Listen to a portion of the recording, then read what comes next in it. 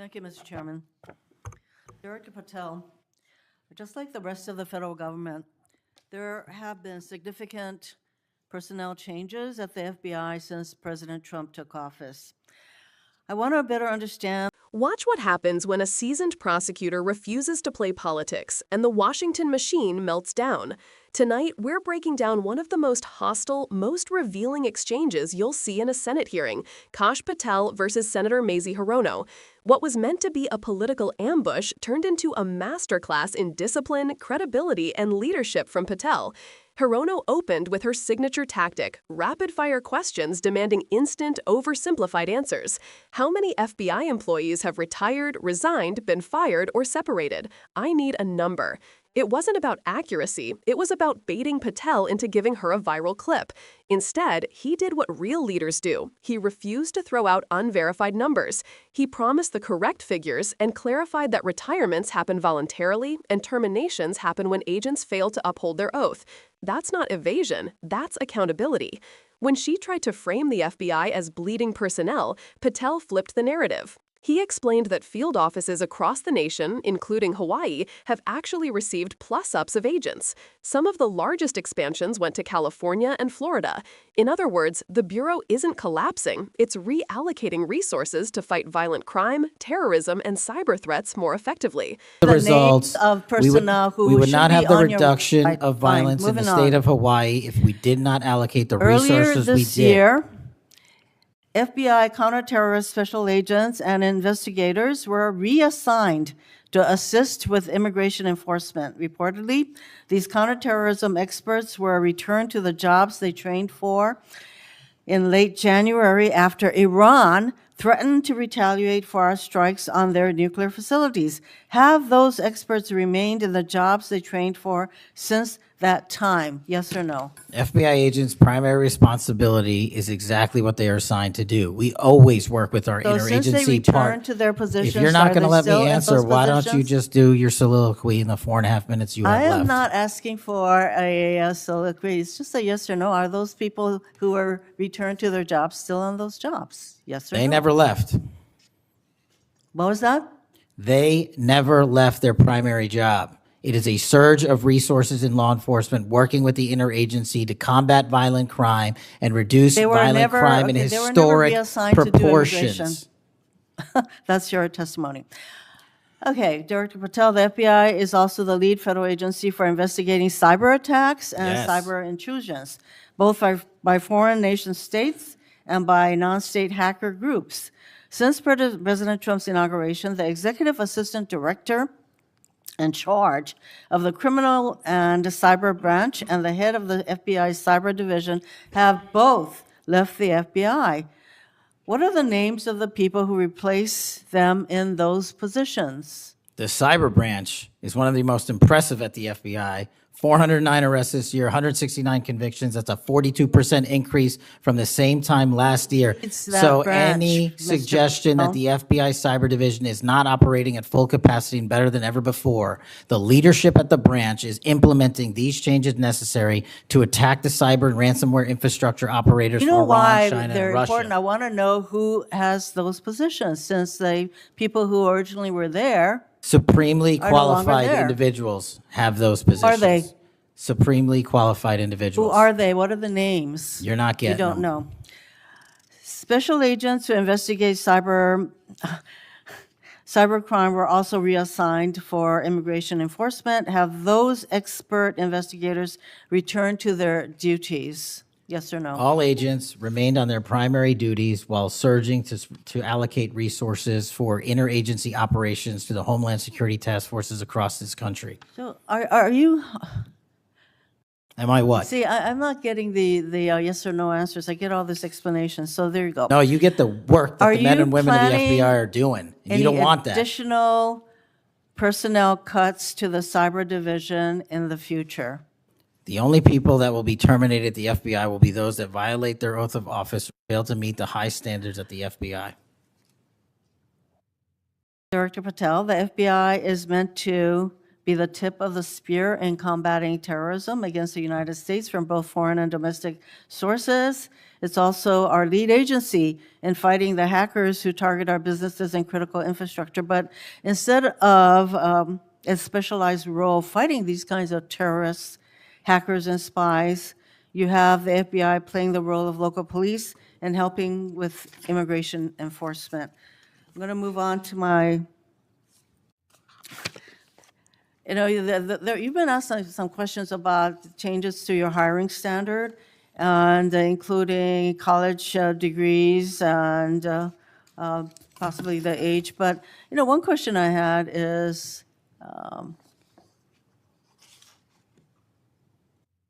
that you are now requiring applicants to be able to do a certain kind of pull-ups, which a lot of women cannot because of physiological differences. Are you requiring these kinds of pull-ups? We are requiring a physical program at BFTC at Quantico because FBI agents carrying guns in the field have to chase down bad guys and do really hard work. The physical fitness standards of those agents So are are being you requiring appropriately these assessed. kinds of pull-ups? We are requiring everybody to pass the 1811 standards at BFTC. If you want to chase down a bad guy Excuse me, and put the him in reason I handcuffs, you ask- better be able to do a pull-up. The reason I ask is that there are concerns about whether or not being able to do these kinds of harsh pull-ups is really required of FBI agents. Doing Anyway, one pull-up Mr. is not Patel, harsh, I and there are am always gravely medical concerned. exemptions to that. I am gravely concerned by the state of the FBI under your control. And in fact, you are willing to take a cut on your agency of almost $500 million.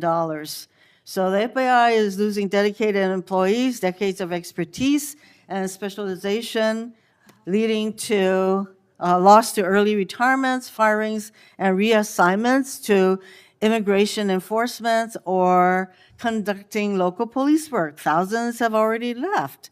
For as long as you remain as the head of the FBI, I fear the number of departures and summary firings will continue to grow. Mr. Patel, before the vote on your nomination of this committee, I noted that your most significant qualification, this is not just something that I noted, but others, your most significant Actually, gets this place going. qualification was your 100% loyalty to President Trump. And I fear that that continues to be the motivating factor in your position as FBI director. Thank you, Mr. Chairman. Mayor, Mr. Chairman. Director Patel, did you have Yes. anything you wanted to say now? That is an entire falsehood. You can delete my 16 years of government service to multiple administrations all you want. The fact is that I was a public defender. I was a national security prosecutor. I was a House intelligence staffer. I was a deputy director of intelligence. I was a chief of staff to the Department of Defense and the Secretary of Defense. I led the counterterrorism missions for the White House. Those are just some of the jobs I held in my 16-year career. There was no loyalty then. There's no loyalty now to anything but the Constitution. Senator Brett.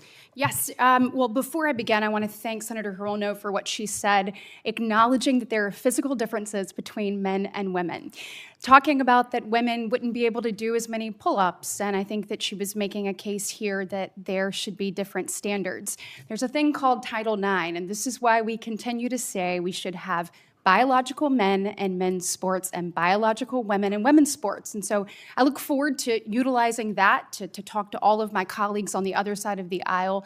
Maybe they will stand with us in helping us protect women's sports. I think she made a great argument there for it. Moving on to Hirono kept pressing for gotcha moments, but Patel kept returning to what matters, results. She questioned leadership turnover in the national security and cyber branches and demanded names so she could publicly attack the people filling those roles. Patel refused, not out of secrecy, but out of integrity. He wasn't going to help turn career public servants into political targets. Instead, he emphasized that the officials stepping into those jobs are supremely qualified and already delivering improvements. And here's where Patel's approach shined. When Hirono claimed the FBI's cyber capability was weakened, he responded with hard numbers, hundreds of arrests, a major uptick in convictions, and a strengthened posture against Iran, China, and ransomware groups. Real data, real work, real results. Then came the now infamous pull-up moment. Hirono argued that the FBI's physical fitness standards, specifically requiring agents to do a pull-up, might be unfair. Patel's response was simple and unshakable. If an FBI agent carries a gun, chases violent criminals, and physically arrests them, they need basic strength to do the job. One single pull-up is not harsh, it's realistic, and yes, medical exemptions exist. That line exposed a deeper philosophical divide. Should law enforcement standards be determined by politics or by the physical realities of the work? As the hearing dragged on, Hirono threw what she thought was her finishing blow, accusing Patel of being 100% loyal to President Trump rather than the Constitution. This was the soundbite she came for. But Patel dismantled it instantly. Calmly, deliberately, he listed 16 years of service across Republican and Democratic administrations: public defender, national security prosecutor, House intelligence staffer, deputy director of intelligence, Pentagon chief of staff, counterterrorism leader for the White House. He reminded her and every viewer that his loyalty has only ever been to the Constitution. And that moment mattered.